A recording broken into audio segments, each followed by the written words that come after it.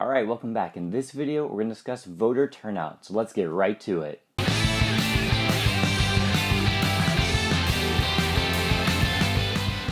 So voter turnout in the United States is relatively low compared to other Western democracies. And we want to really dig in and discover why is that the case. And so there's actually a number of reasons why the United States typically has lower voter turnout than these other established Western democracies. So one of them is the fact that we have state-run elections as opposed to nationally run elections. So states are able to make their own policies, and so we see in some states it is easier and people have more access to voting. They have things like early voting and mail-in ballots. In some states the voter doesn't even have to register, the state will do it for them automatically. While in other states they don't have those sorts of policies and even have things like photo ID laws, things that discourage or make it tougher for some people to vote. So as we go into a little bit more detail, the number one most significant barrier to voting is the registration requirement. And in most states in the United States, the burden of registering to vote, it falls on the individual. So you have to register yourself to vote if you want to be able to vote in an election. And usually you have to do this a certain number of days ahead of the election. So you can't wake up on election day and just decide to go and vote. And that's different than in some countries, for instance Canada.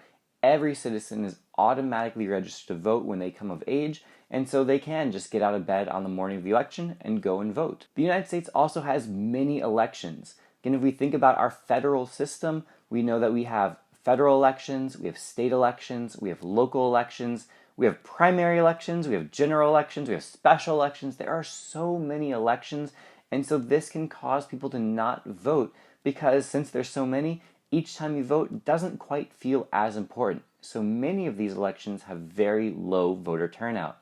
Now it should be noted that the presidential election is the election with the highest turnout. Now it's still low relative to other Western countries, but in the US the presidential election has by far the highest voter turnout. Part of that's because there's just so much media attention paid to that. There's so much money spent on advertising and the efforts of the political parties to make sure that people go out and vote. And in general, people just feel like that's the more important election, and so they typically vote in that more often than voting in other elections. Additionally, there's no penalty for not voting in the United States. So there's no penalty, there's no fine, there's no punishment. There's also no incentive, there's no reward for having voted besides that sticker that says I voted.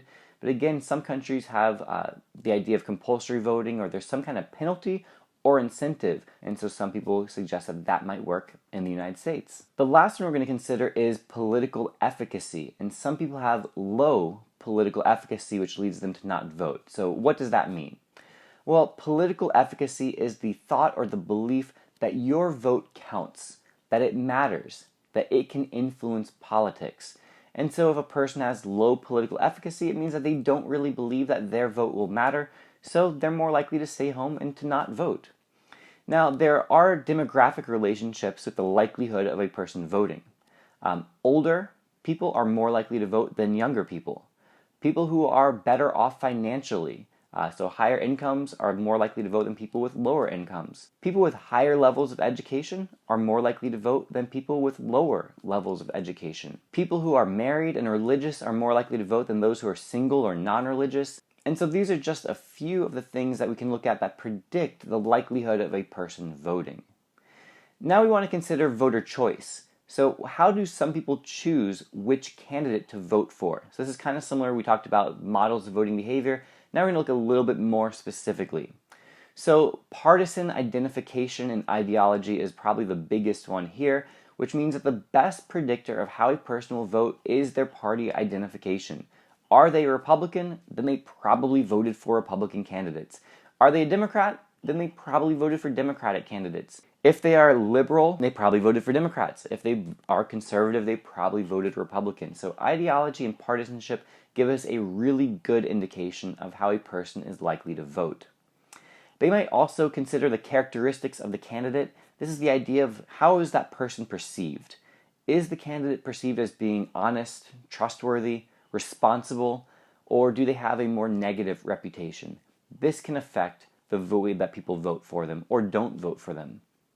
Contemporary political issues also can matter. So depending on what's going on in the country, sometimes a certain candidate might do better at a time of economic hardship. The country might be looking towards that person or that party for leadership in that moment, whereas they might look to a different person or a different party if they were more worried about like wartime issues or foreign policy threats.